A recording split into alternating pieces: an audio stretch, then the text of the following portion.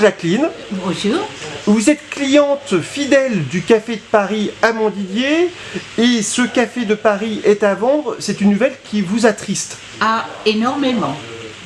Non seulement qui m'attriste, mais qui n'est pas normal, selon moi.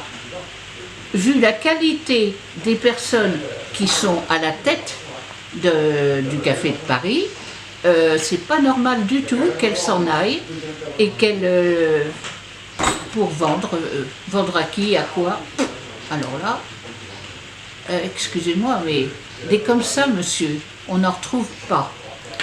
Des jeunes gens comme eux deux, on n'en retrouve pas.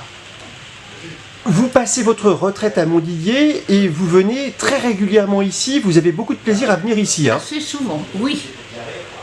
Qu'est-ce que vous trouvez ici, justement, au Café de Paris? Qu'est-ce que je trouve? La chaleur du cœur. La chaleur du cœur, l'accueil, bien évidemment, ça n'a pas de prix.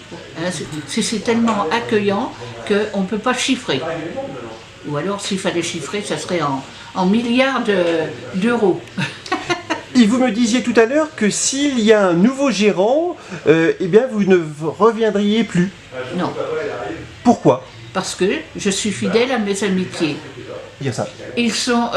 Ces jeunes gens sont fidèles à ce lieu qu'ils ont recréé d'une façon magistrale, aussi bien d'un côté que de l'autre. Bonjour Nicolas. Bonjour. Je suppose que le témoignage de Jacqueline vous touche énormément. Bien sûr. C'est des clients comme Jacqueline, on n'en a pas tous les jours. Enfin, j'en ai quand même beaucoup. J'ai la chance ici et c'est incroyable. Moi, Jacqueline, ça me bouleverse beaucoup de fermer. Par rapport à des clientes comme Jacqueline, c'est vrai que j'en ai quelques-unes et c'est... Ah, ma petite Jacqueline. Mais après, de toute façon, on n'est pas perdu et on se reverra. Et je regrette une chose, c'est d'avoir l'âge que j'ai, bon, plus jeune, hein, et qu'en fait, j'aurais été plus jeune, j'aurais été moins, comment dirais-je, moins dissonante par rapport à la jeunesse de ces jeunes gens-là et à la jeunesse de l'établissement. Et Parce que pour moi, quand je viens ici, c'est la fête. Oui, vous oubliez le quotidien presque, hein, c'est ça? Oui. C'est une évasion. C'est une évasion, c'est un paradis.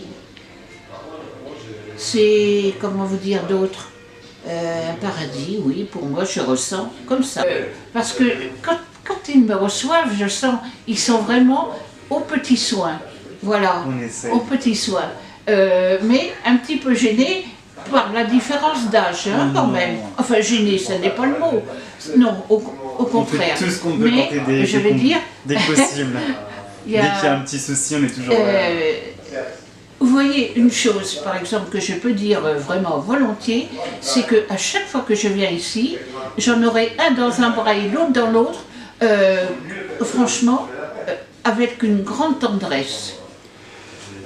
Nicolas, on est d'accord, dans l'état d'esprit, vous avez été fidèle à ce que Jeannine Blois avait insufflé ici. Hein. On a essayé, on a fait tout ce qu'on a pu pour essayer de poursuivre ce qu'elle a commencé.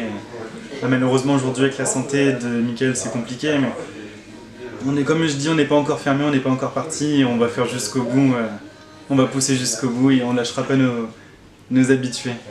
Vous êtes quand même aujourd'hui fier quelque part de ce que vous avez apporté. Quand on voit le témoignage de Jacqueline, les mots qu'elle utilise, ce n'est quand même pas rien. Hein. C'est incroyable de se dire que on a créé quelque chose et on a même créé plus que des clients, c'est de l'amitié.